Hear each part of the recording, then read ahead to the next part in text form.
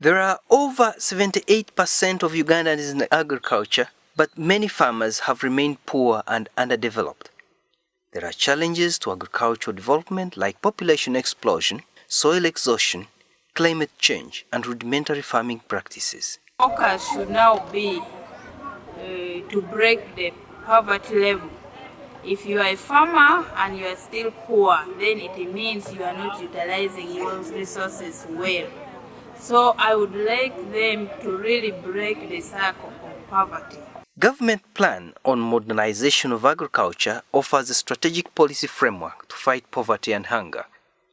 Sasakawa Global 2000 signed a memorandum of understanding with the Ministry of Agriculture, Animal Husbandry and Fisheries to transfer technologies developed by the National Agriculture Research Organization, NARO.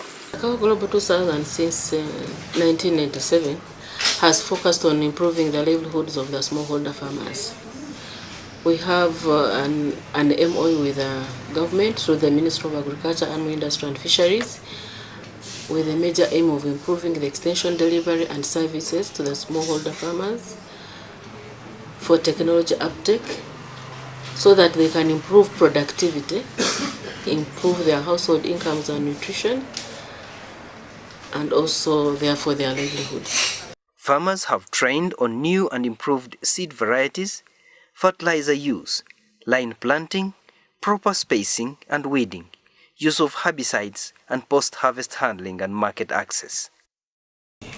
Go ahead to train them on the modern agronomic practices, post-harvest handling, market linkages, and other related issues concerning agriculture. Increase yield, because when more farmers go in for improved seed, they are likely to increase their yields. So there's impact which you can really feel. We are looking at the whole crop value chain, so we move at every stage, one stage to the next. And so far in the fields, as we have seen, they are following the recommended practices, and therefore the yields are going to be very good, and the weather has also been very good in favor of the farmers this year.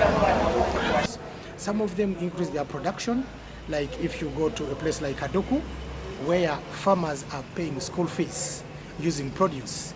Instead of taking money to a school, they are taking posho, they are taking beans, and the schools have accepted. And we have seen these farmers are accessing inputs at a lower cost, other than one farmer moving for 15 kilometers to come and buy inputs in Lira.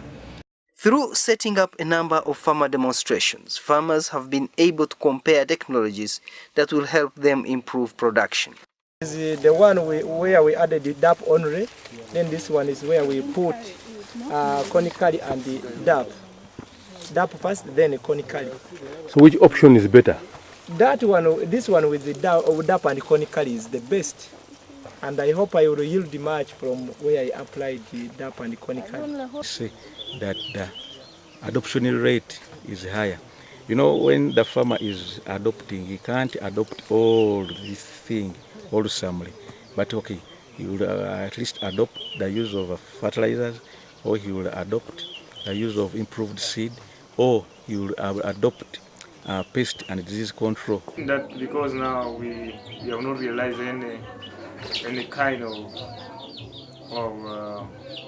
any sign of food insecurity in many households we are working with. In sub-counties we are working with, because we are working in the 5 sub-counties, and there's a receipt of this year 2015. We have extended to the 6th one, which is a dog sub-county. But formally the 5, we are seeing farmers are not starving completely. The response is enormous. Those who have seen, those who have done it, they are really very, very willing to take up our technologies which we are introducing to them. And since we are working with the production departments of the districts, this is again enhancing further adoption and practicing of the technologies that are being taught to the farmers. Nevertheless, nature challenges still affect farming communities. Post-harvest handling remains a problem among farmers under the Technology Transfer Program, although a number of post-harvesting technologies training for farmers are producing quality produce on the market. We are training the farmers, giving the farmers information on how they can reduce losses at harvest how can they harvest their crops. For example, you see most farmers, when they are harvesting their maize, they just throw it on the ground. We are promoting tarpaulin so that when they're harvesting, they put the maize on the tarpaulin and they also dry it on the tarpaulin so that it doesn't go to the soil. The farmers have formed village savings and loan associations to save money from sale of produce. The farmers save in these groups on a weekly basis or a monthly basis, and they regularly share out their monies to reinvest into agriculture. But they also loan to each other. As the farming year ends, the 50,000 households have benefited from these interventions and could be in a better position to defend food security and household incomes. Sasakawa Global 2000 Director Roslyn Nyamtalek plans to strengthen the existing technologies and also set up more sustainability mechanisms. And this is where we'll look at our strengths, the best practices, the lessons learned that will help us improve implementation of the forthcoming years.